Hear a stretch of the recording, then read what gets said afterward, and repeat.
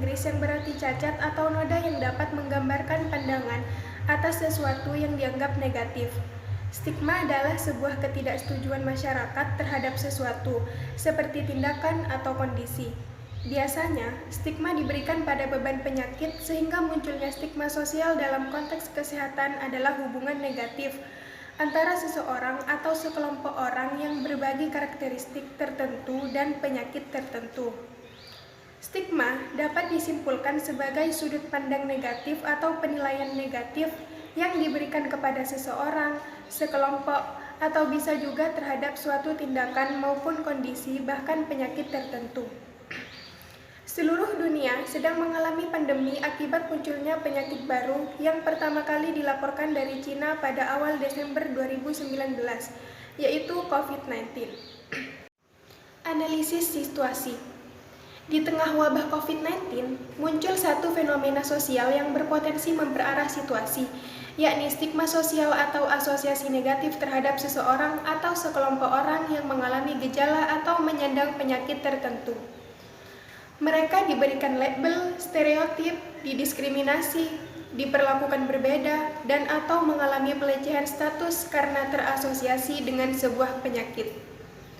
Sebagai penyakit baru, banyak yang belum diketahui tentang pandemi COVID-19. Terlebih manusia cenderung takut pada sesuatu yang belum diketahui dan lebih mudah menghubungkan rasa takut pada kelompok yang berbeda. Inilah yang menyebabkan munculnya stigma sosial dan diskriminasi terhadap etnis tertentu dan juga orang yang dianggap mempunyai hubungan dengan virus ini. Perasaan bingung, cemas, dan takut yang kita rasakan dapat dipahami, tapi bukan berarti kita boleh berprasangka buruk pada penderita, perawat, keluarga, ataupun mereka yang tidak sakit tapi memiliki gejala yang mirip dengan COVID-19. Jika terus terpelihara di masyarakat, stigma sosial dapat membuat orang-orang menyembunyikan sakitnya supaya tidak didiskriminasi, mencegah mereka mencari bantuan kesehatan dengan segera, dan membuat mereka tidak menjalankan perilaku hidup yang sehat. Stigma negatif pada saat COVID-19 terjadi ada pasien, ODP, PDP, serta petugas kesehatan yang menangani pasien COVID-19. Stigma negatif yang diberikan hanya akan memperparah keadaan baik secara mental maupun pada penyebaran penyakit itu sendiri. Pengertian coping stress. Cohen dalam Smith 1994 mendefinisikan coping stress sebagai suatu proses di mana individu mencoba untuk mengelola jarak yang ada antara tuntutan-tuntutan, baik itu tuntutan yang berasal dari individu maupun tuntutan yang berasal dari lingkungan, dengan sumber-sumber daya yang mereka gunakan dalam menghadapi situasi stres. Lazarus dalam Nuzulia 2005 mengartikan coping stress sebagai suatu upaya yang dilakukan oleh seseorang ketika dihadapkan pada tuntutan-tuntutan internal maupun eksternal yang ditunjukkan untuk mengatur suatu keadaan yang penuh dengan stres, yang bertujuan mengurangi distres. Sarason 1999 mengartikan sebagai cara untuk menghadapi stres yang mempengaruhi bagaimana seseorang mengidentifikasi dan mencoba untuk menyelesaikan masalah.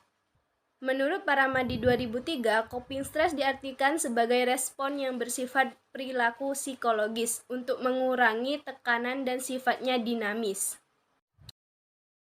Dengan pendekatan komunitas stress and coping.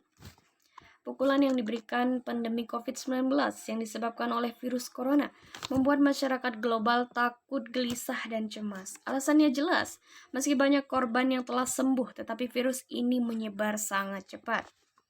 Rasa gelisah hingga cemas inilah yang dapat memicu permasalahan baru, yaitu stres, ketakutan, dan kecemasan tentang suatu penyakit dapat menyebabkan emosi yang kuat pada orang dewasa dan anak-anak. Para penderita COVID-19 yang mengalami gejala ringan dan tanpa gejala diharuskan untuk isolasi mandiri di rumah atau di tempat khusus yang telah disediakan. Langkah ini dilakukan untuk memutus mata rantai penyebaran virus corona baru atau Severe Acute Respiratory Syndrome Coronavirus atau Coronavirus Sindrom Pernapasan Akut Berat 2. Namun, Selama isolasi mandiri, tak jarang banyak permasalahan yang harus dihadapi. Salah satunya adalah stres. Sebuah ulasan studi berjudul The Psychological Impact of Quarantine and How they Reduce It, Rapid Review of the Evidence, menunjukkan bahwa isolasi mandiri menyebabkan efek psikologis yang negatif. Apalagi jika di lingkungan tersebut menganggap COVID sebagai aib. Hal ini termasuk gejala stres pasca trauma, kebingungan, dan kemarahan. Stresor yang menjadi pemicu antara lain yakni durasi isolasi mandiri yang lebih lama, ketakutan akan infeksi, frustasi, kebosanan, ekonomi yang tidak stabil, informasi yang tidak memadai, kerugian finansial, dan stigma negatif dari lingkungan sekitarnya. ARK National Psychotrauma Center mengungkapkan bahwa orang-orang yang mengalami stres akan merasakan beberapa perasaan seperti berikut.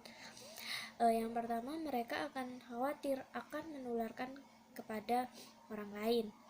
Yang kedua, membayangkan bahwa skenario terburuk akan menjadi kenyataan, sehingga akan membuat mereka merasa lebih down, cemas, sedih, dan gelisah. Yang ketiga, merasa bersalah tentang perilaku sendiri yang mungkin menyebabkan kita atau orang lain ikut terinfeksi. Yang keempat, merasa marah atau cemas karena kebebasan kita merasa sementara dibatasi. Yang kelima, merasa murung atau mudah tersinggung karena stigma-stigma negatif dari lingkungan sekitar. Yang keenam, merasa kesepian dan terisolasi karena kontak kita dengan orang lain menjadi terbatas, mengalami perasaan gelisah, tidak berdaya, dan kurangnya kontrol.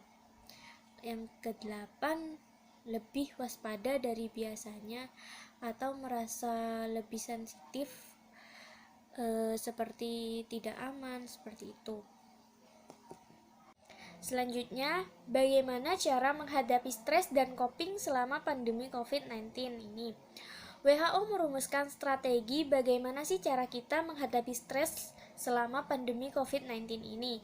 Yang pertama, merasa sedih, tertekan, bingung, takut, dan marah merupakan hal yang lumrah selama krisis terjadi. Apalagi jika kita berada di lingkungan yang tidak mendukung dan menganggap bahwa COVID-19 ini adalah aib. Maka solusinya yakni mulailah kita untuk berbincang atau mencari teman curhat yang menurut kita adalah orang terpercaya. Meskipun mereka tidak bisa menolong, tetapi setidaknya bisa mengurangi rasa tertekan yang akan dialami. Yang kedua, selama pandemi ini berdiamlah di rumah. Lebih dianjurkan untuk meminimalisir penyebaran virus dan kontak fisik dengan orang banyak. Menjaga gaya hidup sehat dengan asupan gizi yang cukup, pola tidur yang baik, olahraga, dan berinteraksi dengan orang-orang yang disayang di rumah. Yang ketiga, menghindari rokok, alkohol, narkotika untuk menyelesaikan masalah emosi agar kita tidak terlalu emosi.